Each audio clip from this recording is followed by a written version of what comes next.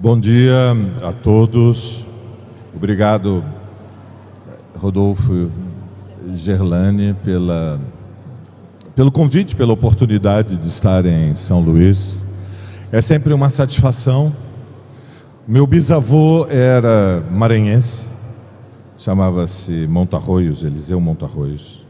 Então eu tenho uma costelinha maranhense na minha história e me alegra.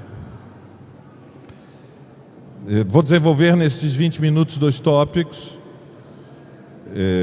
um pouco sobre a situação internacional e um pouco sobre a situação brasileira. É uma boa e velha tradição marxista olhar um pouco o mundo antes de pensarmos sobre o nosso contexto. Evidentemente, creio que todos acompanharam que esta semana nós tivemos um terremoto na situação internacional.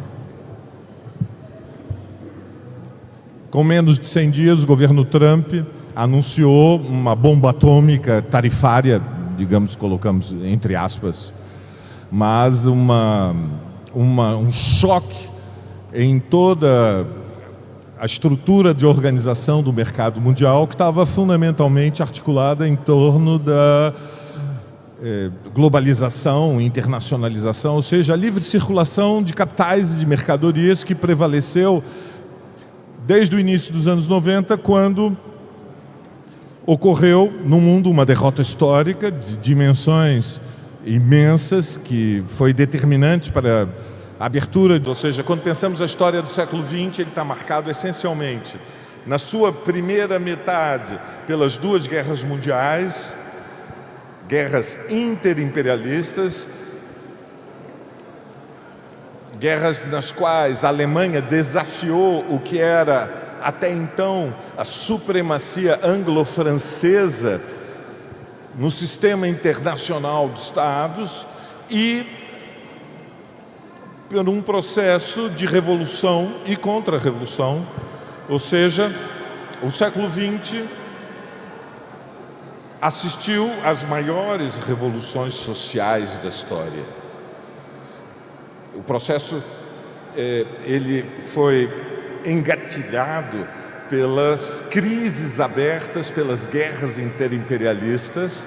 Na Primeira Guerra Mundial abriu-se uma brecha para que na velha Rússia dos czares, os mais arcaicos dos impérios, triunfasse uma revolução operária e camponesa e popular. E ao final da Segunda Guerra Mundial abriu-se uma onda revolucionária, a segunda mais poderosa do século XX, que resultou na derrota do imperialismo japonês na China, no triunfo da revolução na Coreia e no Vietnã, e na sequência a América Latina entrou pela primeira vez no cenário das revoluções com a derrota da Revolução Colombiana, da Revolução Boliviana, mas com o triunfo da Revolução Cubana.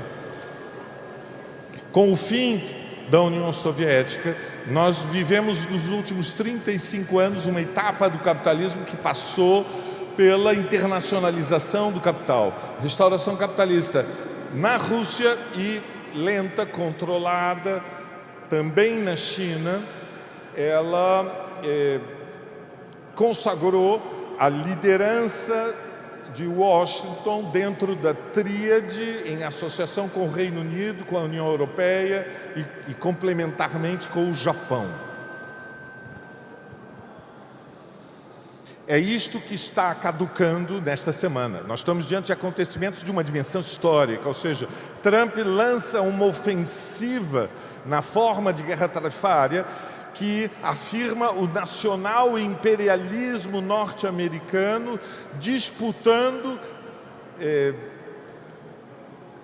com a China e ameaçando toda a estabilidade dos últimos 35 anos.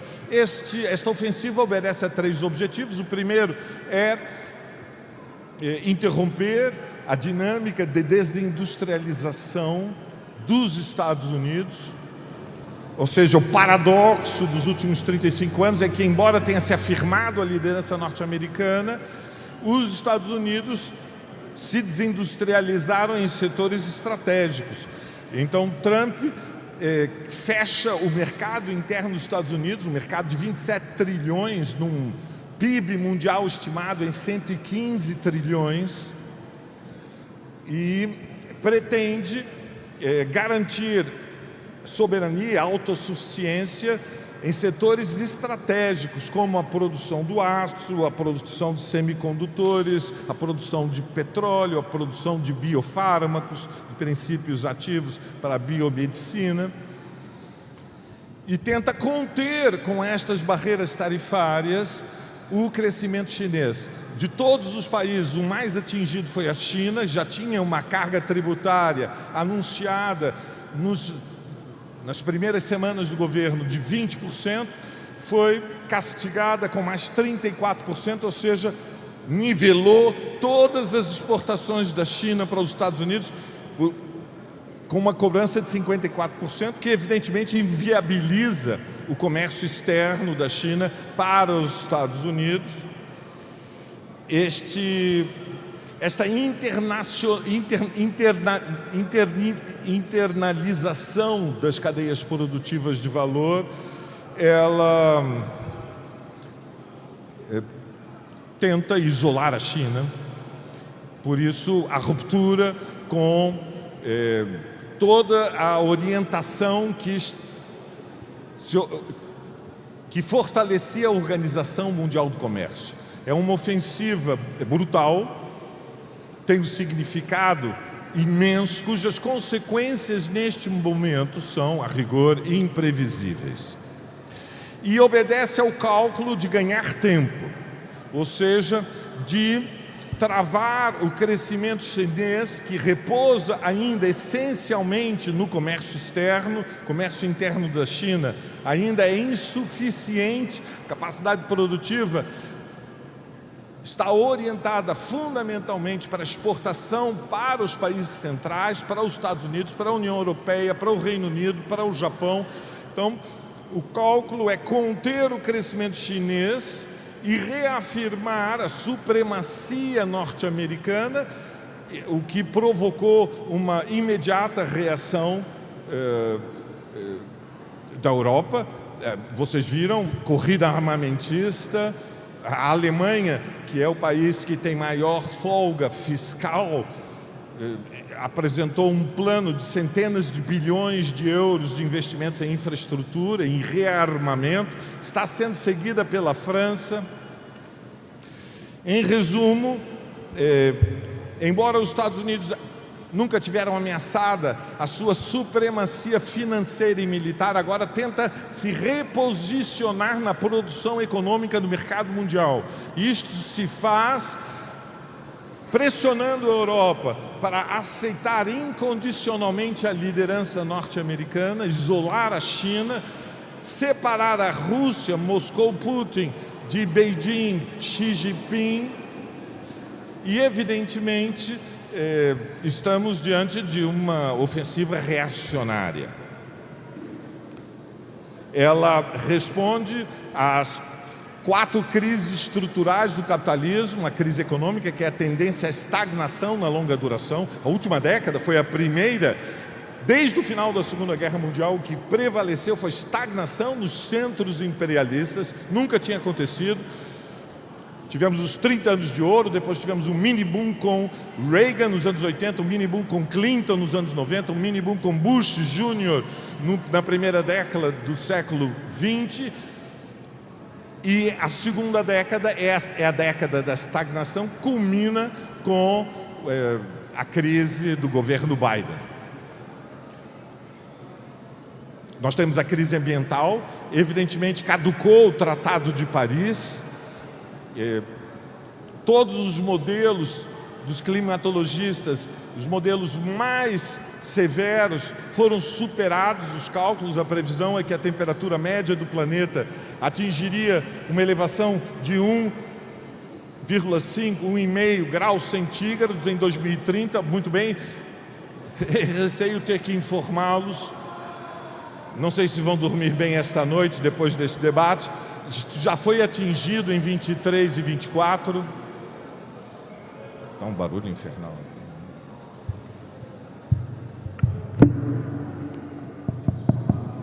Senhores, eu queria pedir a colaboração, especialmente dos diretores da casa. Por conta da acústica, nós precisamos de silêncio para ouvir atentamente a análise de conjuntura. Eu tenho certeza que as conversas são muito importantes, mas eu tenho certeza também que elas podem esperar um pouco, tá bom? Muito obrigada.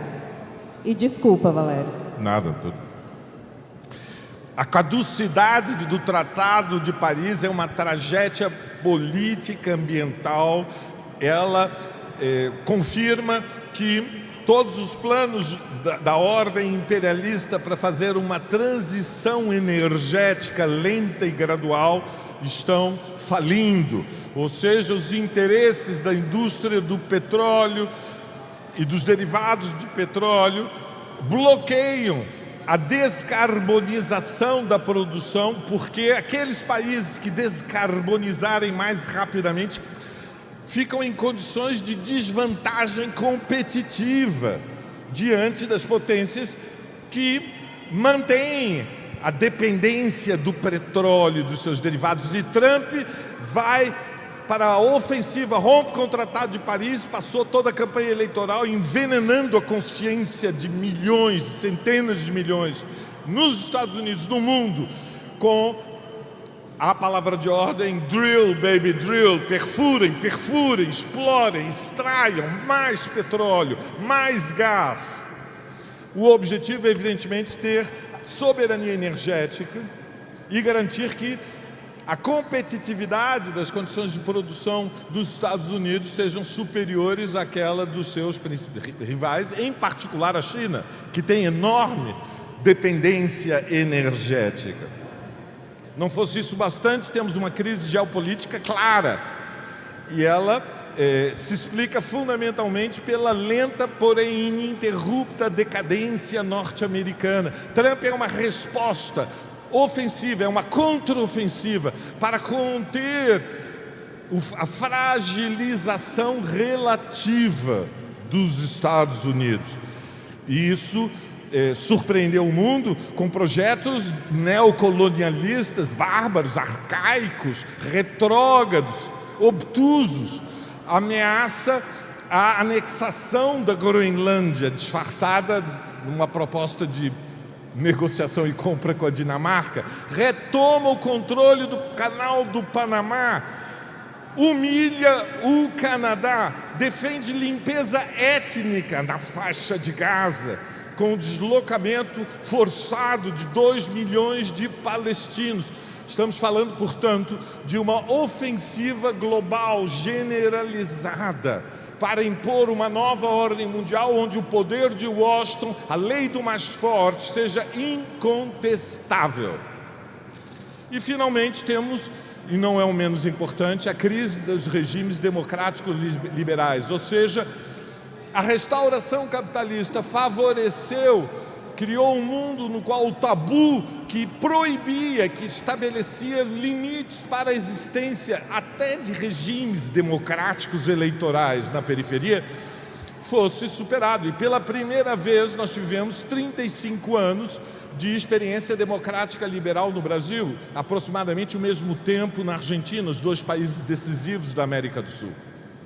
É isto que está ameaçado, ou seja, Trump, dentro dos Estados Unidos, a democracia liberal mais antiga do mundo, subverte as regras do regime, não respeita a decisão de juízes, faz prisões ilegais, deporta imigrantes contra a lei, ameaça juízes de impeachment, coloca nas ruas a Força Nacional de Segurança, prende ativistas estudantis, intimida as universidades como a de Colômbia.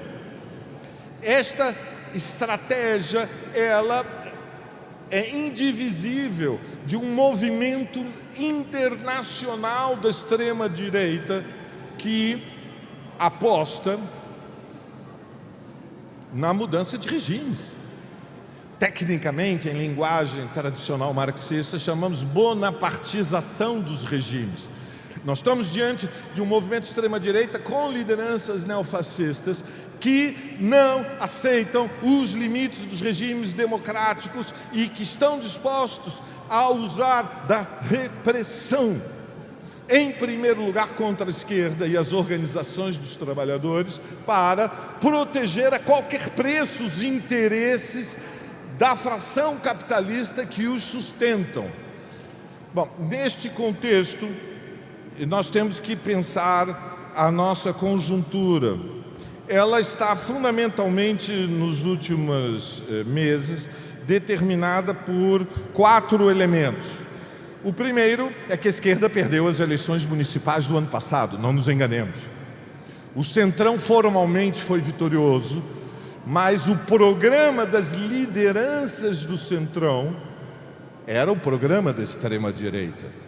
Nunes, em São Paulo, a principal cidade do país, é filiado ao MDB, mas ninguém pode ignorar que a campanha de Nunes foi vitaminada por toda a extrema-direita e que a votação de Marçal depois foi deslocada em mais de 80% para o apoio a Nunes. Ou seja, a extrema-direita não só saiu reforçada porque nominalmente o PL foi o partido que obteve mais votos, mas porque o próprio Centrão se curvou diante da pressão ideológica e luta eleitoral. Luta eleitoral é também luta ideológica. Em segundo elemento, nós temos uma queda na aprovação de Lula. As pesquisas ainda são momentos efêmeros. Tivemos a pesquisa da Quest com uma queda vertiginosa da aprovação de Lula. Tivemos hoje a divulgação da pesquisa do Datafolha, que sinaliza uma recuperação da aprovação do governo Lula. Vamos esperar mais pesquisas. As duas são contraditórias. Uma delas está completamente errada, evidentemente. Mas é inegável que, se pensamos nos últimos 10 meses, ocorreu uma queda da popularidade e da aprovação do governo. Isto tem muitos fatores, é complexo, se explica pela pressão inflacionária, em particular nos alimentos, se explica pelo desastre que foi o episódio do PIX, se explica pela manipulação dos meios de comunicação de massas em torno da crise de segurança, vídeos de 3, 4, 5 minutos mostrando ciclista sendo assassinado quando lhe roubam o celular e quantos outros episódios dessa natureza que aterrorizam a mente das pessoas, mas é uma dinâmica política que deixou o governo Lula na defensiva. E segundo elemento, nós temos na conjuntura ofensiva do Supremo Tribunal Federal contra a liderança bolsonarista, que criou um fato novo histórico. E um fato histórico é algo que ocorre no intervalo de uma geração. Pela primeira vez, nós temos o Bando dos Sete, com 6 militares, 4 generais de 4 estrelas, um deles preso, Braga Neto, dentro do primeiro exército, e o líder do golpismo, Bolsonaro, reconhecido como réu pela primeira turma do Supremo. Então temos uma ofensiva de uma fração burguesa liberal que está determinada a impor uma derrota política ao bolsonarismo. Terceiro elemento, nós temos uma resposta da extrema-direita nas ruas e no Congresso. No Congresso pressionando, fazendo turbulência pela aprovação do PL, do projeto de lei da anistia, mas disputando também nas ruas. Ou seja, amanhã, em São Paulo, o bolsonarismo vai de novo ocupar a Avenida Paulista. Quantos reunirá? Nós não sabemos. Mas eles não renunciam à disputa das ruas. Eles estão nas ruas. Eles levam para a mobilização e ação direta o núcleo duro, mais reacionário, fascistoide da sua base social. Isto foi relativamente contrarrestado, porque conseguimos, aos trancos e barrancos, com muita dificuldade, fazer a Jornada Nacional pelo Sem Anistia, que culminou em São Paulo com a maior manifestação que nós tivemos desde 22, 3 anos atrás, quando foi a campanha do Lula.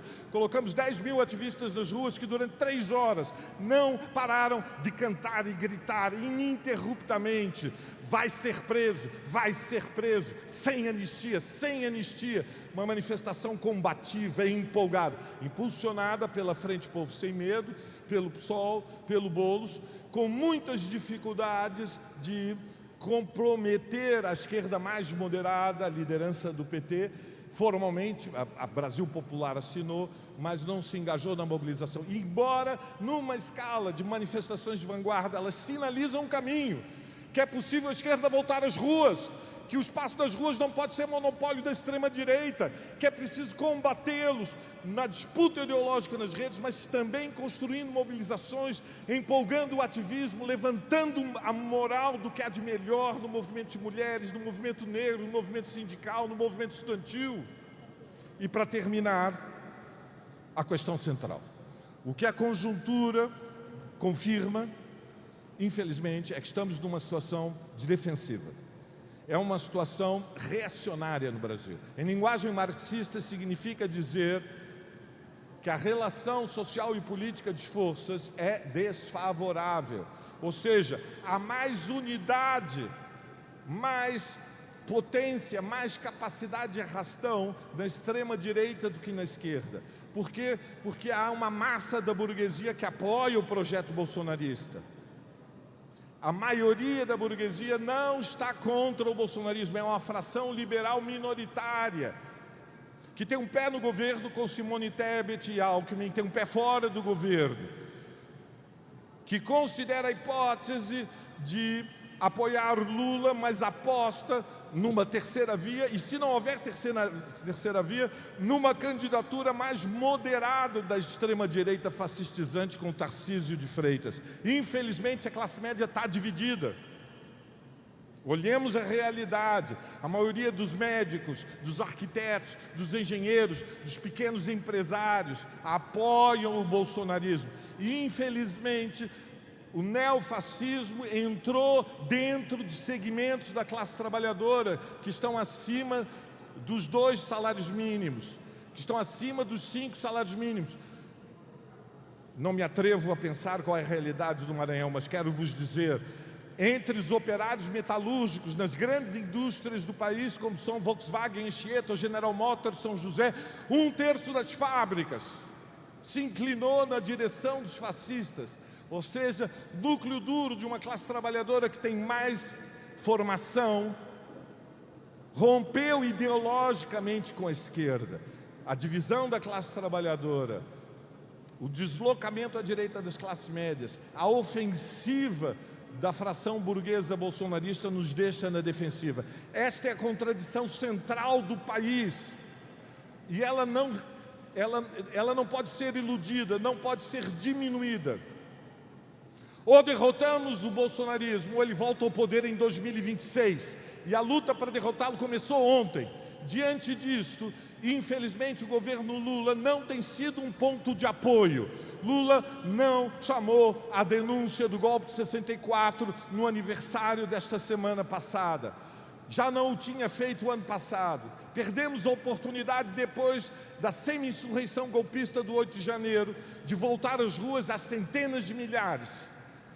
E este quietismo, esta paralisia, este sonambulismo do governo Lula é a maior dificuldade que nós temos para inverter a relação social de forças.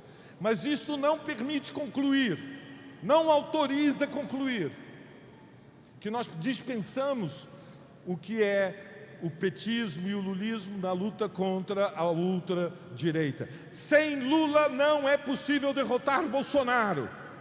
Sem os moderados da esquerda não é possível barrar a volta dos neofascistas no poder. Portanto, o centro da estratégia é a tática da frente única da esquerda, moderados e radicais. Lutaremos dentro desta frente única pelas posições mais avançadas. Faremos exigências ao governo Lula e faremos críticas também. Por isso organizamos o plebiscito para setembro para aprovar o fim da escala 6x1 e a redução da jornada de trabalho, para defender impostos sobre os super ricos. Viva a Revolução Brasileira!